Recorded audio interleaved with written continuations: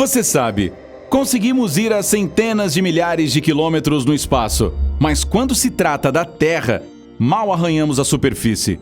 O núcleo do nosso planeta é um magnífico mistério cheio de segredos. É hora de desvendá-los. O núcleo interno da Terra é uma bola sólida extra quente com um raio aproximado de 1.250 quilômetros. Para colocar isso em perspectiva, é apenas 30% menor que a Lua. Mas, se nunca estivemos lá, como descobrimos isso? Bem, aprendemos sobre isso observando os efeitos da gravidade nos objetos na superfície do nosso planeta. A partir daí, estima-se que a massa da Terra seja de cerca de 5,6 sextilhões de toneladas. Pegue a sua balança. Não faça isso. A densidade de tudo que está na superfície é muito menor que a densidade média do núcleo. Os cientistas descobriram que a maior parte da massa terrestre está localizada em direção ao centro do nosso planeta. Calcula-se que mais de 80% do núcleo seja composto por um dos 10 elementos mais comuns em nossa galáxia, ferro. Só que ele é meio limitado na superfície. Sei o que você está se perguntando. Como o ferro chegou até o núcleo? Bem, existe uma explicação simples. O elemento pesado, de alguma forma, se empurrou literalmente em direção ao centro da Terra, e uma tonelada, perdoe o trocadilho, de pesquisa foi feita para descobrir como. A maior parte da superfície terrestre é feita de rochas chamadas silicatos, e o ferro fundido teve alguma dificuldade em passar por elas. Para ajudar você a entender, pense em como a água luta para passar por uma superfície oleosa. Mas em 2013, Wendy Mao e sua equipe de Stanford descobriram uma possível solução para como isso aconteceu. Eles iniciaram um experimento para ver como o ferro e o silicato reagem quando expostos a uma pressão extrema, como a do núcleo. Eles usaram uma célula de bigorna de diamante para comprimir as duas substâncias nessas condições e conseguiram. A pressão era de 330 gigapascais, que é cerca de 3.300.000 vezes a pressão atmosférica do nosso planeta. O ferro derretido se espremeu lentamente através das rochas de silicato, e os pesquisadores tiveram sua resposta. Levou milhões de anos para o ferro chegar ao centro, e isso aconteceu na velocidade de uma lesma. Como as lesmas não estavam por lá naquela época, o ferro teve que escolher a que velocidade ir. Bom, agora que descobrimos isso, como sabemos qual é o tamanho do núcleo? É aí que a sismologia entra em campo. Durante um terremoto, ondas de choque se espalham pelo planeta. Os sismólogos estudam essas vibrações e tentam ler as reflexões do outro lado.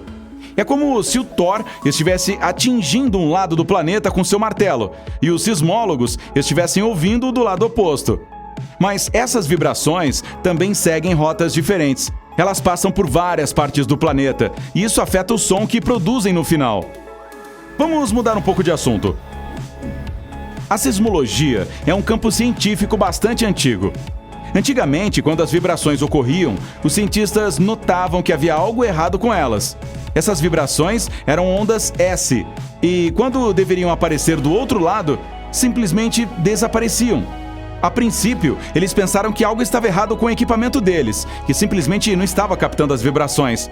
Mas, à medida que a ciência progrediu, descobriu-se que essas exigentes ondas S só podiam passar por material sólido e não líquido. Então, algo derretido estava presente no centro da Terra, impedindo que as vibrações passassem. Assim, eles começaram a pesquisar os dados.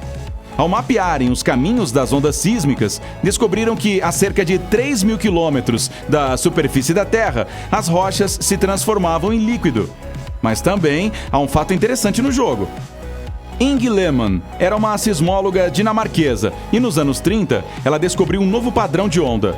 Primeiro tínhamos as ondas S, que não passavam por líquido, mas havia também as ondas P, que podiam viajar pelo núcleo e aparecer no lado oposto do planeta. Foi quando Inge surgiu com a teoria de que o núcleo tem duas camadas. O interno sólido, que fica a cerca de 6.000 quilômetros abaixo da superfície, e o externo derretido, que fica a cerca de 3.000 quilômetros abaixo de nossos pés. Quando os sismógrafos avançados foram inventados, sua teoria foi confirmada, mas isso levou 40 anos. Então, agora que também temos a estrutura definida, vamos falar sobre o quão quente é o núcleo e por quê. Já estabelecemos que não podemos colocar um termômetro lá embaixo para estudar as temperaturas. Então, os cientistas tentaram descobrir isso criando as mesmas pressões esmagadoras em seus laboratórios. Em 2013, uma equipe de pesquisadores franceses apresentou o número mais preciso que tivemos em anos. Eles colocaram ferro puro em alta pressão, quase mais alta que a do núcleo, para descobrir que a temperatura do núcleo interno é de aproximadamente 5.230 graus. Enquanto o ponto de fusão do ferro puro é de cerca de 1.540 graus no núcleo, seu ponto de fusão é de cerca de 6.000 graus. A flutuação nessas temperaturas resulta da inclusão da pressão extrema à qual o ferro é exposto no núcleo. Além disso, outros elementos dentro do núcleo podem estar reduzindo a sua temperatura em aproximadamente 200 graus. Mas a razão pela qual ele permanece sólido é o lento resfriamento do núcleo externo e sua compressão. O núcleo interno gira mais rápido que a Terra. Isso é causado pela atividade térmica dentro do nosso planeta, que cria a magnetosfera. Estranhamente, leva muito tempo para o calor sair, mas vou falar sobre isso daqui a pouco. Existem 3 razões principais pelas quais a Terra ainda está fervendo. A primeira é que o núcleo permaneceu quente desde que nosso planeta foi formado, cerca de 4 bilhões e meio de anos atrás. Lembre-se desse número, porque no final vou explicar como isso aconteceu. Esse calor ainda não se perdeu. De fato, a Terra está esfriando apenas cerca de 93 graus Celsius a cada bilhão de anos. Em segundo lugar, gera calor a partir do atrito dos materiais densos à medida que eles se movem.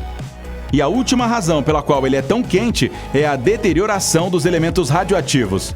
Então, por que isso é importante? Porque facilita para os cientistas entenderem como isso afeta a velocidade das vibrações que atravessam o núcleo. Lembra das ondas P de que falei antes? Bom, elas viajam mais devagar do que deveriam enquanto passam pelo núcleo. Isso mostra que deve haver algum outro elemento que ainda não descobrimos. O níquel é um deles, mas quando os cientistas fizeram alguns testes com ele, as ondas P não desaceleraram o suficiente.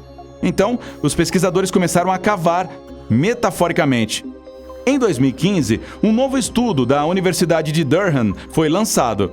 Ele afirma que 90% do enxofre da Terra está no núcleo. Então, talvez esse seja o elemento que falta.